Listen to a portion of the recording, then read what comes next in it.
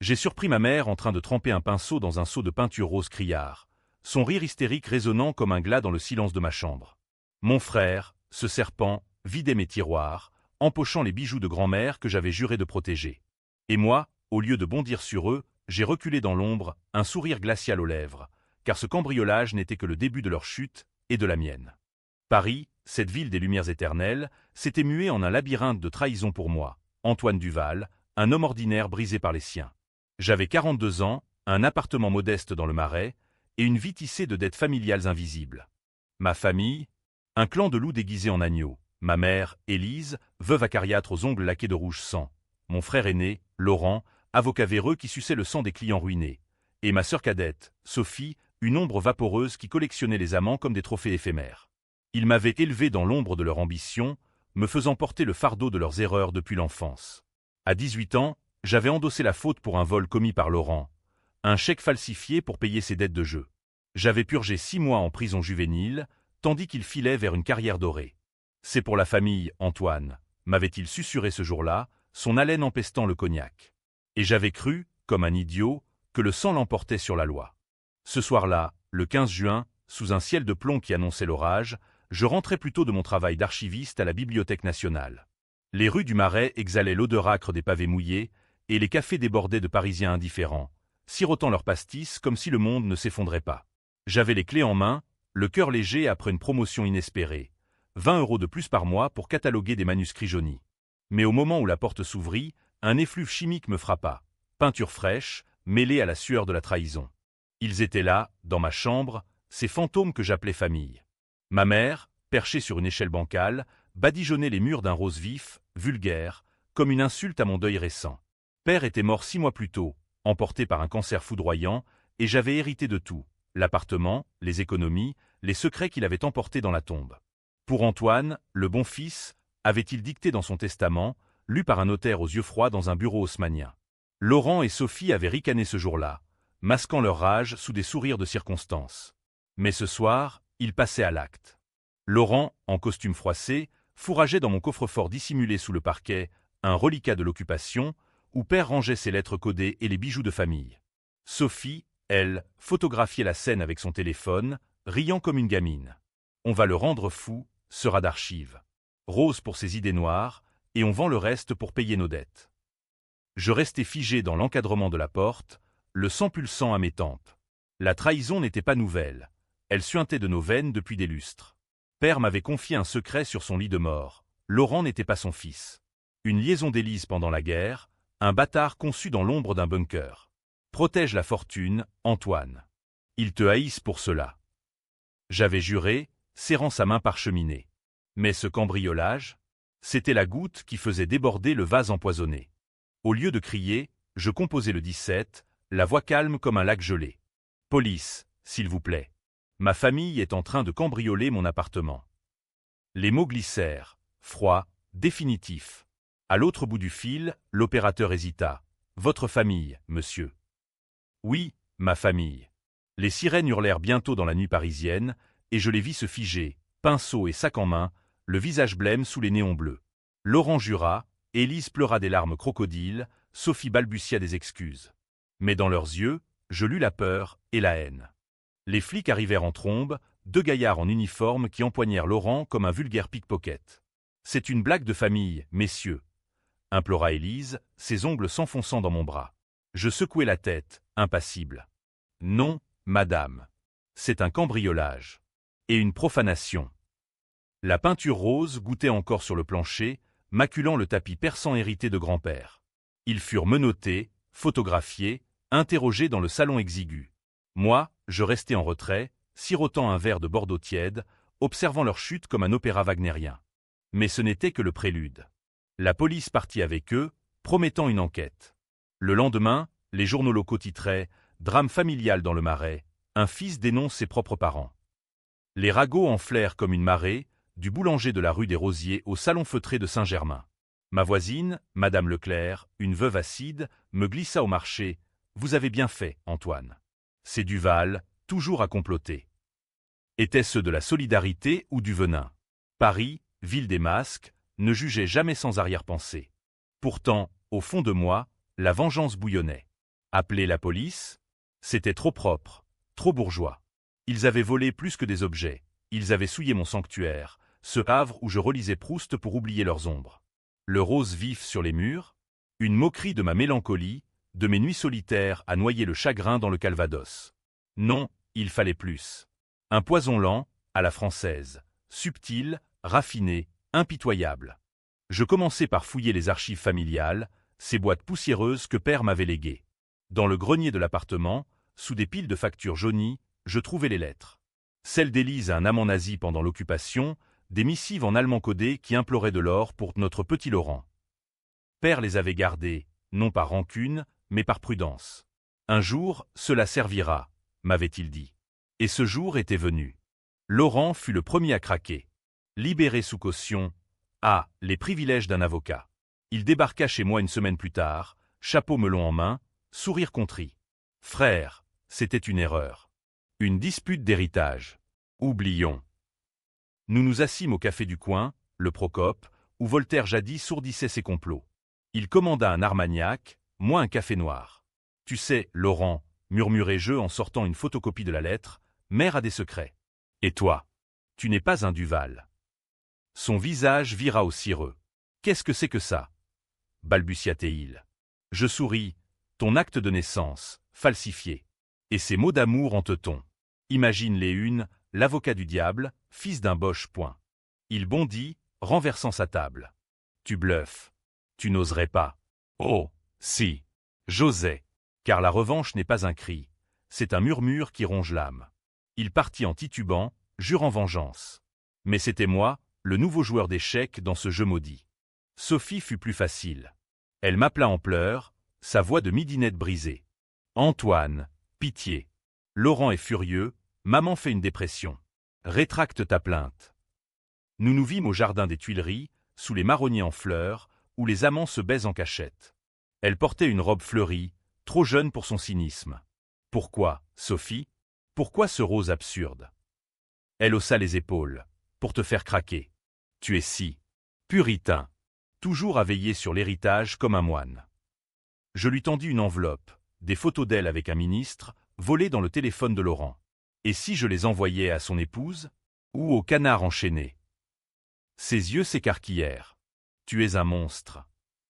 Non, juste un frère trahi. Élise, ma mère, fut le clou du spectacle. Elle frappa à ma porte un soir de pluie, trempée comme une âme en peine, un bouquet de lys fané à la main. Mon fils, pardonne-moi. Nous dînâmes de coq au vin, recette de grand-mère, dans une tension palpable. Tu m'as gâté la vie, Antoine, confessa-t-elle enfin, les yeux baissés. Depuis la prison de Laurent, tu es devenu amer. Amer?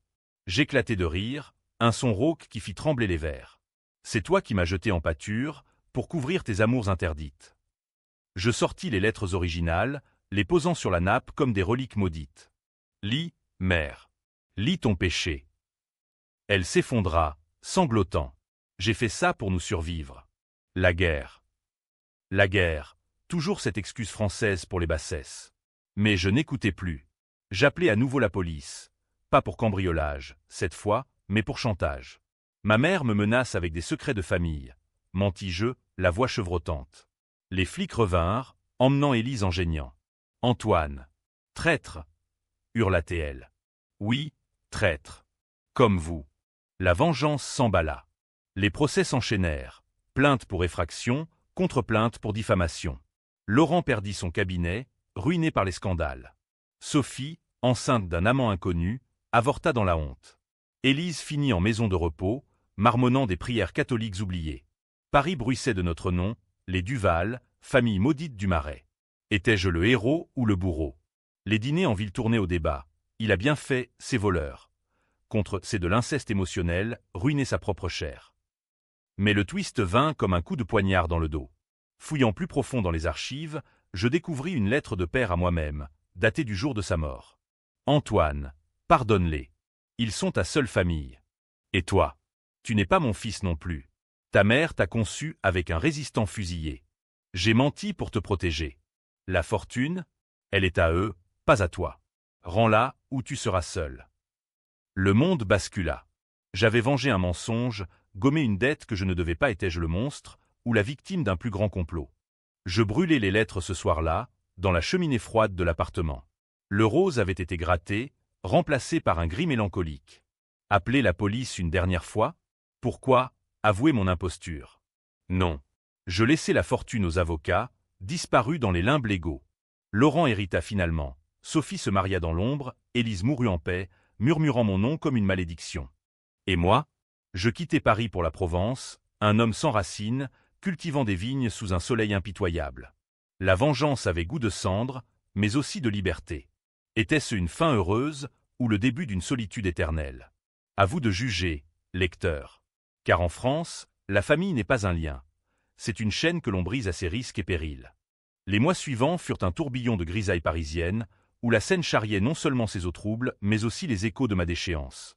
J'avais gagné la première bataille, l'arrestation, les titres dans le monde, mais la guerre familiale n'était qu'à ses prémices. Laurent, libéré mais marqué, ourdit sa riposte depuis son studio miteux de Belleville, où il squattait chez une ancienne maîtresse. Il m'envoya un colis anonyme, une photo de moi, enfant, en train de falsifier ce chèque pour lui. Souviens-toi qui a commencé, griffonna-t-il au dos. Le salaud. Il savait que j'avais porté sa croix pour le sauver, et maintenant, il la brandissait comme une épée. Je ne flanchais pas. Au contraire, je plongeais plus profond dans le marécage des secrets familiaux. Les nuits, alors que Montmartre veillait sous ses lampadaires jaunâtres, je décryptais les carnets de père. Écrit en argot de la résistance, il révélait un réseau d'espions. Élise n'était pas seulement une collaboratrice. Elle avait trahi des camarades pour sauver Laurent in utero. Père, lui, avait couvert ses traces, payant de sa fortune volée aux nazis. Et moi? Le bâtard d'un héros fusillé au Mont Valérien. Tu portes le sang pur, Antoine, notait-il. Pur? J'étais souillé par des décennies de mensonges.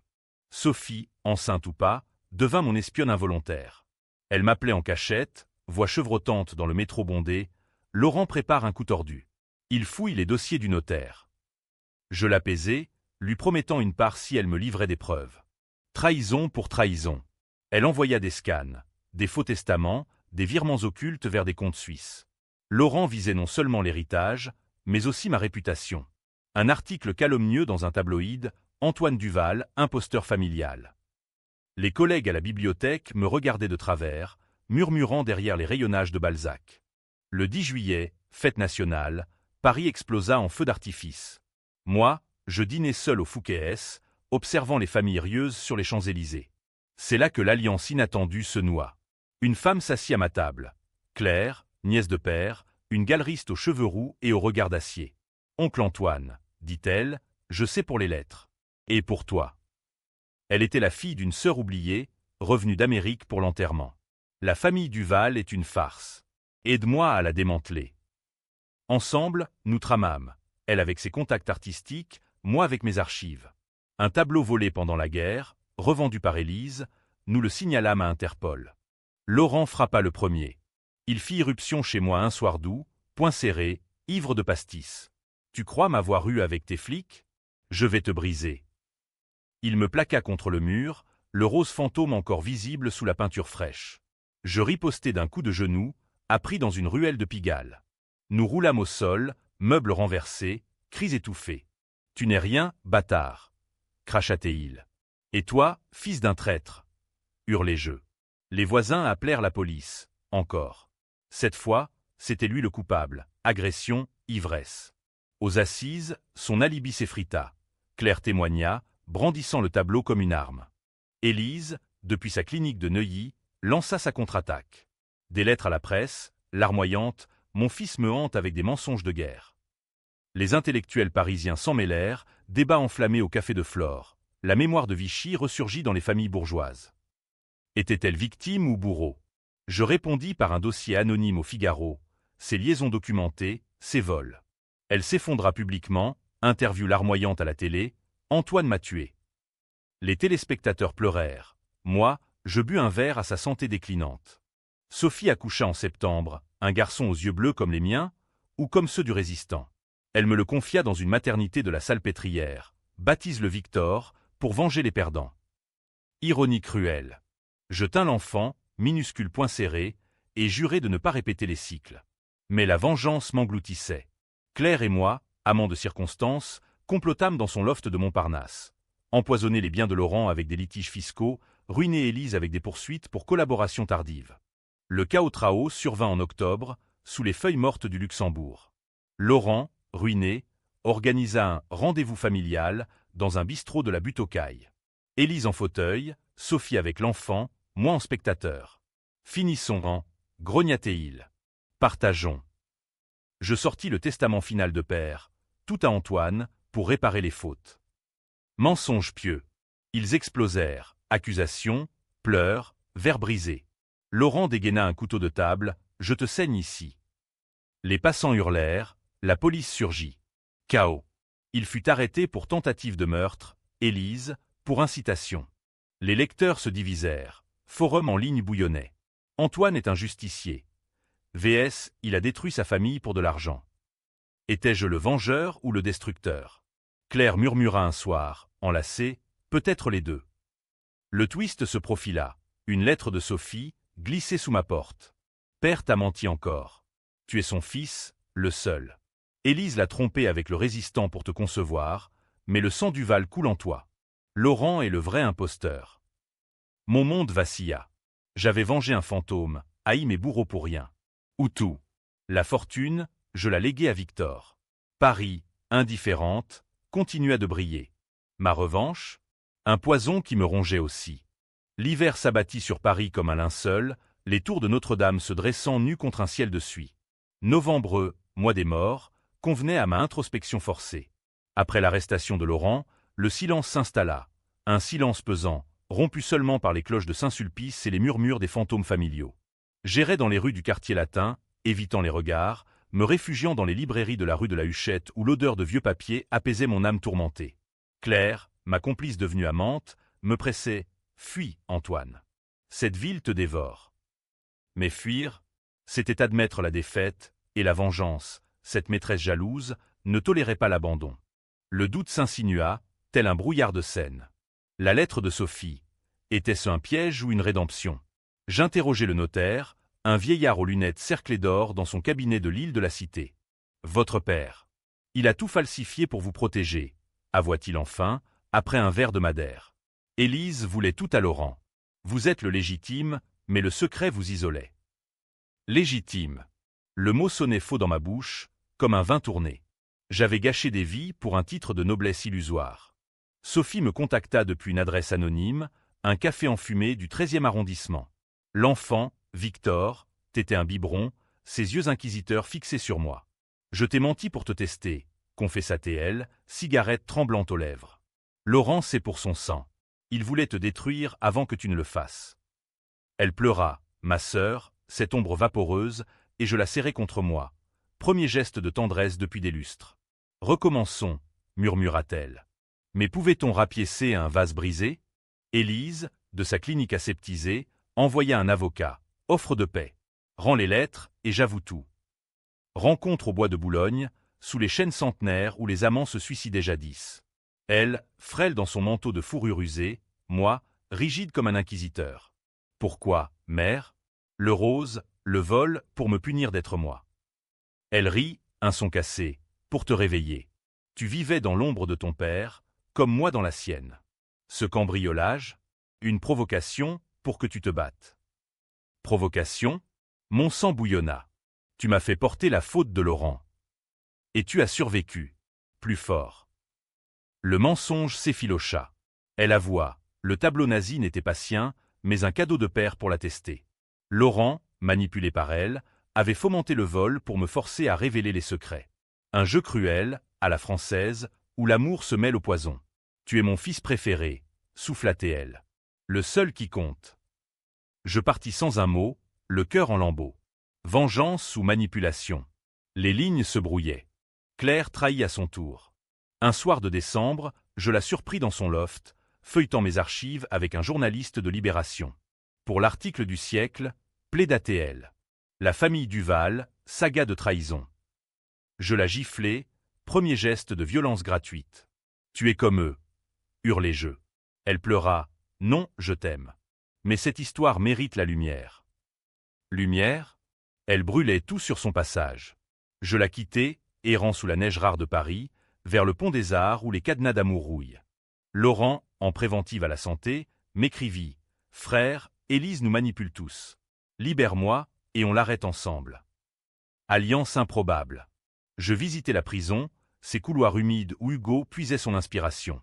Il était brisé, barbe hirsute, yeux creux. Le couteau? Une folie. Mais elle m'a poussé. Nous complotâmes. Faux témoignage contre elle pour collaboration. Pour Victor, dit-il. Pour l'enfant, oui. Ou pour l'expiation. Le nouvel an approcha, feu fou sur la tour Eiffel. Sophie organisa un dîner, dernier espoir. À table, autour d'un chapon rôti, les masques tombèrent. Élise, sortie sous caution, présida. Assez. La fortune à parts égales. Mais Laurent dégaina l'épreuve, enregistrement d'elle chantant des hymnes nazis. Chaos. Vers volèrent, jurons en français fleuri. J'appelai la police, routine désormais.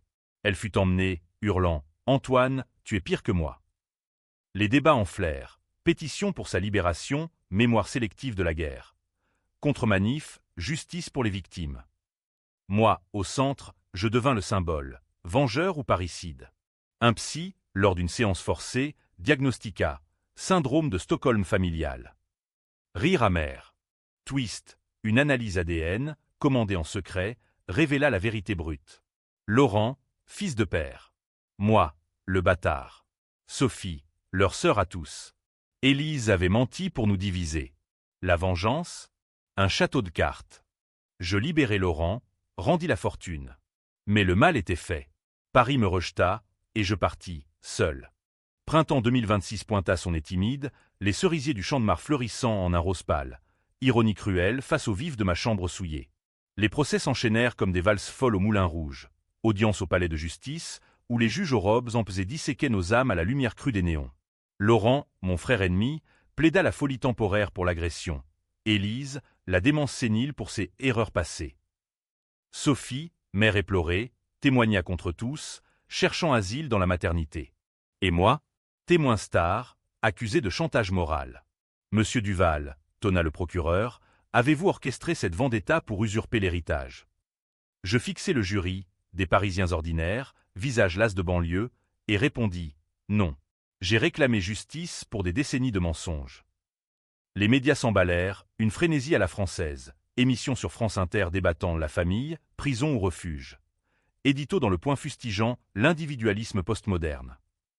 Un soir, dans un studio feutré de BFM, une psychologue aux lunettes rivales déclara « Antoine incarne le trauma intergénérationnel de Vichy, vengeance ou catharsis. » Les appels fusèrent « Héros. Monstre. » Ma boîte vocale débordait de menaces anonymes, d'invitations à des dîners repentants.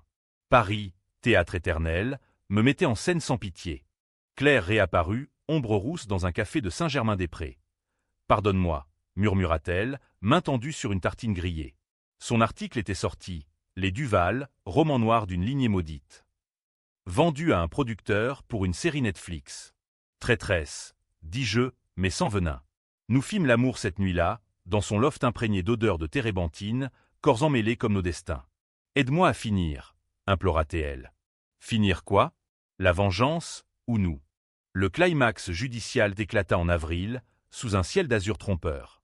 Audience publique, Élise en chaise roulante, Laurent menotté, Sophie voilée de noir.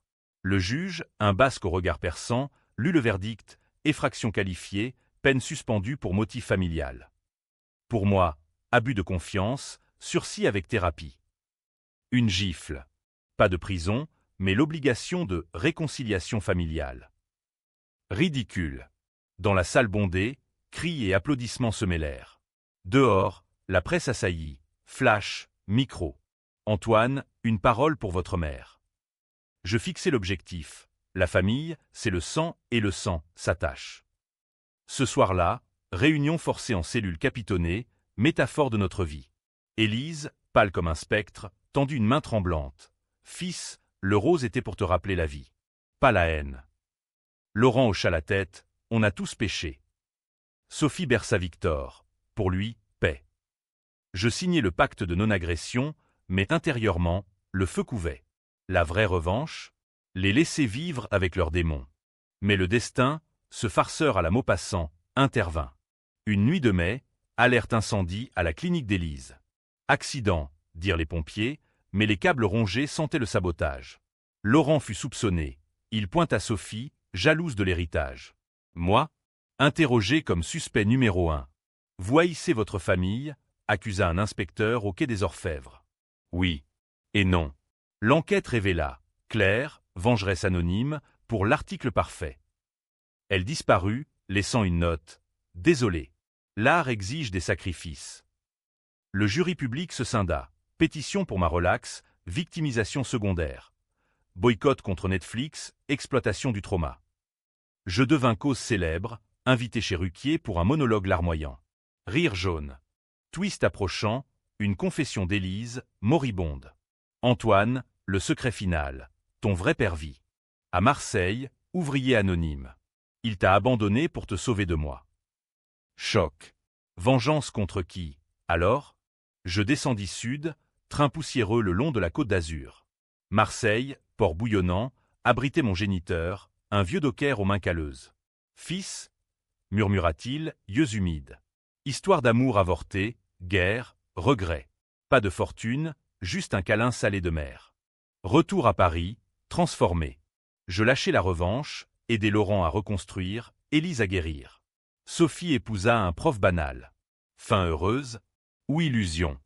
Été 2026 enveloppa Paris d'une canicule impitoyable, transformant les boulevards haussmanniens en fours où les Parisiens, exaspérés, se disputaient les derniers brumisateurs. Mon retour du Sud fut un pèlerinage discret. Marseille m'avait offert non pas une fortune, mais un miroir, celui d'un homme ordinaire, marqué par les mêmes cicatrices que moi. Mon père biologique, Henri, n'était pas un héros romantique. Juste un survivant qui avait fui l'amour pour la survie, craignant qu'Élise ne le traîne dans ses abysses. « Protège-toi d'elle », m'avait-il dit, serrant une bouteille de pastis tiède. Le sang Duval corrompt tout. Ironie, j'étais Duval par choix, non par naissance. De retour au Marais, l'appartement avait été repeint en blanc cassé par un locataire intérimaire, effacement symbolique. Les murs ne portaient plus trace du rose accusateur, mais les ombres persistaient. Laurent m'attendait sur le palier, costume impeccable, sourire prudent. « Frère, on recommence. » Son cabinet renaissait, client attiré par le scandale. Nous dînâmes aux petits zinc, absinthe verte luisant sous les lustres. Claire a fui en Espagne, confia-t-il. L'incendie, son idée, pour clore le chapitre. Vengeance en chaîne, la mienne avait engendré la sienne. Élise sortit de clinique en juillet, ombre chancelante que Sophie poussait en fauteuil le long de la Seine. Rencontre au Pont-Neuf, où les amants accrochent des cadenas. Antoine, murmura-t-elle, voix rauque de tabac oublié, je t'ai haï pour ta pureté. Tu me rappelais Henri. Aveu final, elle l'avait aimé follement, trahi par peur, conçu Laurent pour combler le vide. Moi, accident de guerre. Pardonne, ouais. Mais vie. Je pris sa main, veines bleues comme des rivières taries. Pardon? Pas encore. Mais la haine s'estompait, diluée dans l'indifférence. Sophie prospérait, Victor grandissait, rieur dans les parcs de Belleville. Elle épousa Marc, un instituteur aux lunettes rondes, et m'invita à la noce en août, sous les guirlandes de la campagne normande. Tu es l'oncle préféré, gazouilla-t-elle, robe vaporeuse. Cérémonie laïque, vin de Bordeaux coulant à flot. Laurent porta un toast, à la famille imparfaite, mais nôtre. Rire forcé, mais vrai. Étais-je guéri? La thérapie imposée, ces séances chez un freudien du 6e, disséquaient mes rêves, cambriolage en boucle, peinture rose coulant comme du sang. Vous vengez un vide, Antoine, diagnostiquait-il. Vide, oui, celui d'un père fantôme, d'une mère toxique. Le twist final frappa comme un éclair en septembre. Une lettre d'Henri, postée de Marseille. Je mens depuis des années. Tu n'es pas mon fils. Élise t'a conçu avec un autre, un officier allemand, pour venger ma trahison. Le résistant? Un conte pour te flatter. Monde pulvérisé. J'étais le fils du diable, chair de l'occupant. Course à la clinique, confrontation avec Élise, agonisante sur son lit blanc. Vrai, alta-t-elle. Pour te punir d'être né. Laurent et Sophie, pur. Toi, tâche. Rire final, puis silence. Fureur. Je brûlais les dernières archives dans un brasero du Luxembourg, flamme léchant le passé. Appeler la police? Pourquoi accuser un cadavre? Non. Je confrontais Laurent, tu savais. Il pâlit, mère m'a dit, sur son lit. Pour te tester une dernière fois. Test éternel, Cette famille de serpents. Chaos trao personnel, je quittais tout. Vendis l'appartement, léguai la fortune à Victor, pour qu'il brise les chaînes. Sophie hurla, ne pars pas. Mais je partis, train pour l'inconnu, sac à dos rempli de Proust et de regrets. Épilogue ambigu, 1 an plus tard, carte postale de Lisbonne. Je vis. Et vous? Laurent répondit, procès gagné, Élise enterrée. Sophie, Victor demande l'oncle. Fin heureuse pour eux. Pour moi, exil libérateur. Lecteur, qui a gagné? La vengeance liberté-elle, ou enchaîne-t-elle? En France, les réponses flottent comme la brume sur la Loire, éternelles, insaisissables. La famille m'a cambriolé, repeint en rose, et j'ai appelé la police. Et plus, j'ai appelé les ombres, et elles m'ont répondu.